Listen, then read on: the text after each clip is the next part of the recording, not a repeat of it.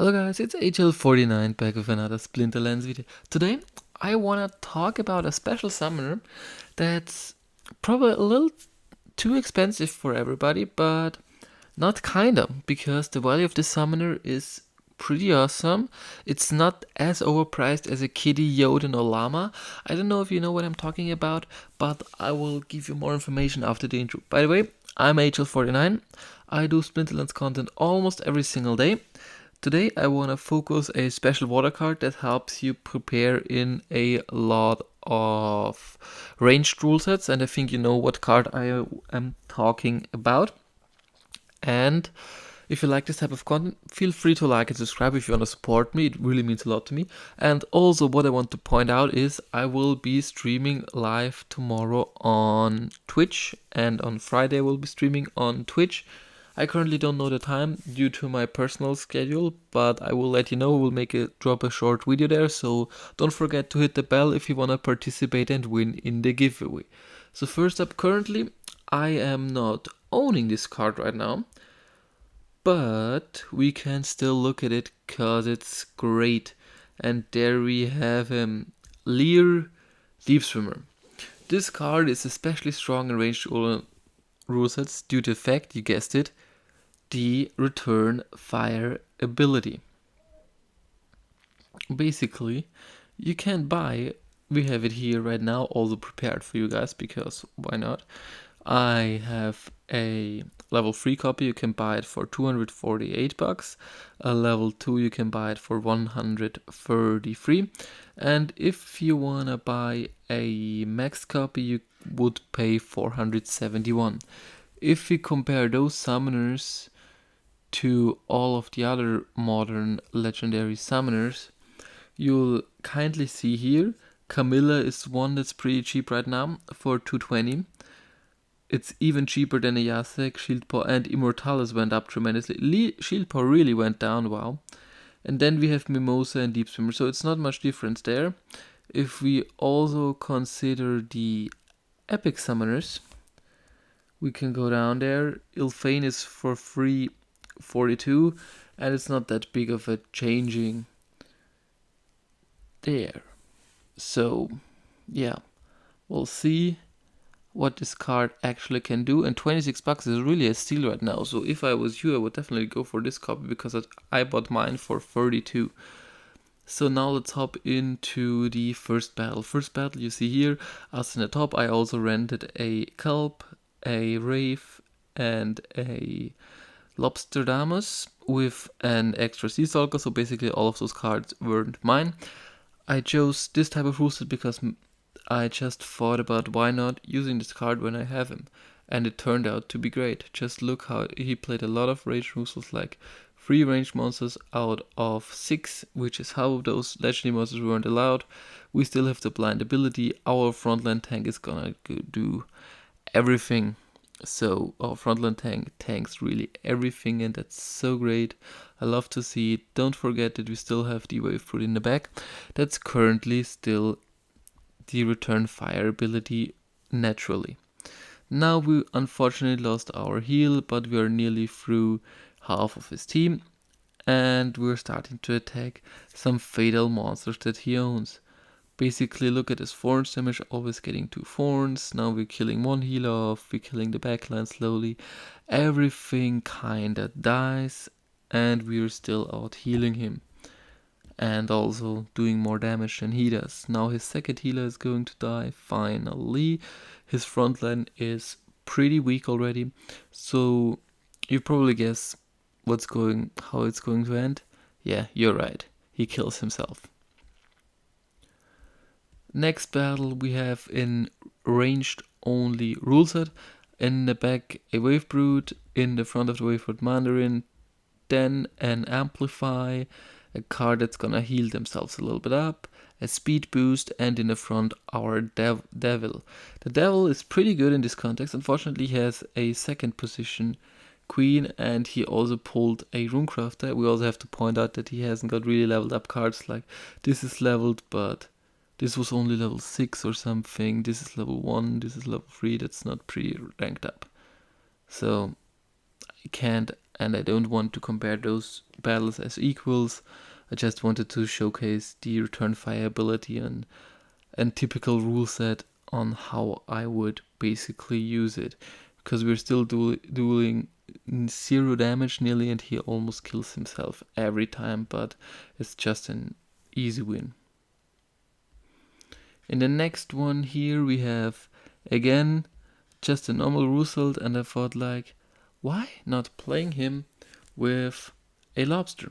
Lobster is great because he magic reflect, thorns, and return fires, and you're gonna see how this battle is going to turn out. We still have the Nericitus doing tremendous amounts of damage, and it's basically a nice battle to watch. I won't gonna say much about this battle. This is just a battle you can just watch and enjoy. Still healing a lot in the front, getting the poison in the back, not doing a lot of damage, but still, just look at it. Look how he's slowly but surely gonna kill himself. See, return fire there, return fire here, shield, which does not a lot of damage, thorns damage, return fire. He unfortunately hits our wrong monsters, a big tank heal. Finally, his Wave Brute is also dead, so we start doing serious damage to his other monsters. We are going to kill his triage monster first, after we are going for his Demon Shark, which only has 3 hit points left. The good thing is, if he isn't able to get us an poison, we will survive the next round, and that's exactly what happened. Unfortunately, he missed. That's a nice return fire.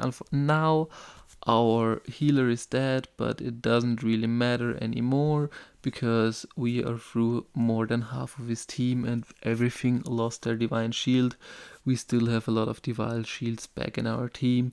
We now get to delete his biggest damage dealing monster, and now we only have 3 against 1 with doing 4 damage each turn. It still has gone to a pretty close battle in the end, but the divine shield actually saved us. So, next battle, Dungisti against me. This was probably in a Bronze Cup if I recall it correctly, and it's also just an interesting battle to watch. Just look how he gets demolished. There were no melee monsters allowed, that's why I used this card. We put the Oceanus in the second, we put a Triage there, and a Bakjira in the front, and you're gonna see that we just do, first up we do a lot of damage through the return fire. The second thing that helps us a lot is the Earthquake, which only attacks one of his monsters, but you will see it doesn't really matter. Now everybody loses his shield. We are starting to do more damage. We afflicted his Cornelius. Our monsters won't die that easily because of the Spirit Hoarder, and he loses his second heal. We are still going strong with our Bakjira, and that's our second kill.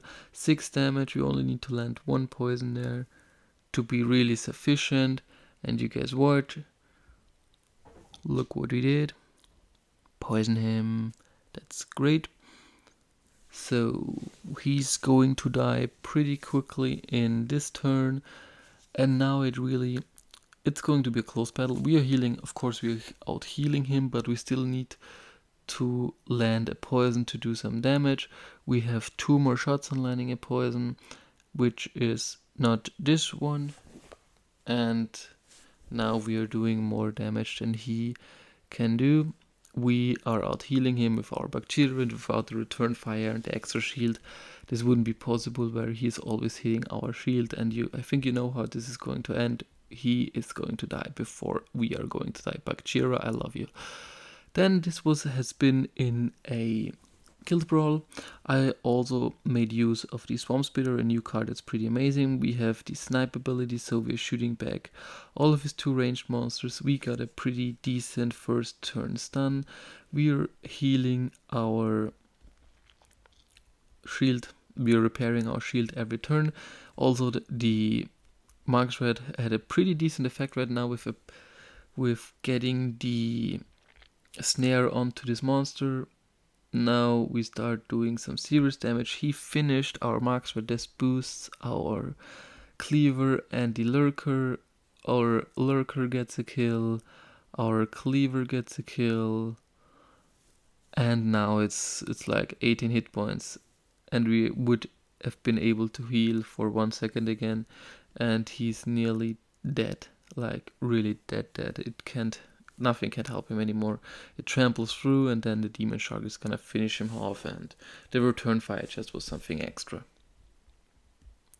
Last battle is still also ranged only, again with the Swamp Spitter. That's pretty great in this combination. Another backline heal, a frontline damage, and look how slowly but surely we are going to kill him. Still have the stun in a stun rule set, and it's just nice to watch on how slow he's going to kill himself.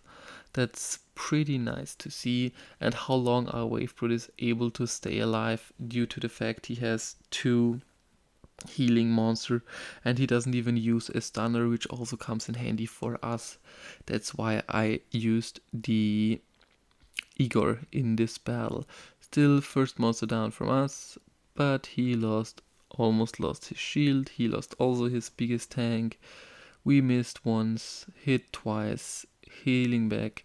Now his X-Master is dead after his second shot, and that's bye-bye. He now only has some monsters left, and as soon as it's coming down to the last monster, it doesn't really matter, because then we would heal. So it doesn't really matter at this point. He already lost, because as soon he sees firing at us, he will get damage, which is perfect for us, really bad for him. And that's going to be the last battle. I hope you guys enjoyed this little episode.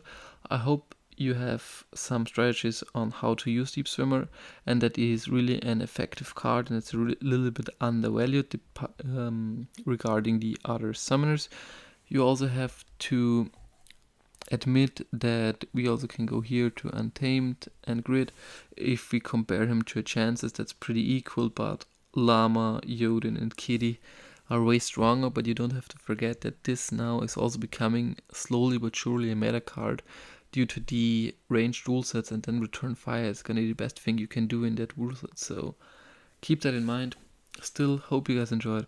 Feel free to like and subscribe. Don't forget to look at Twitch. I wish you an amazing rest of the day. Bye.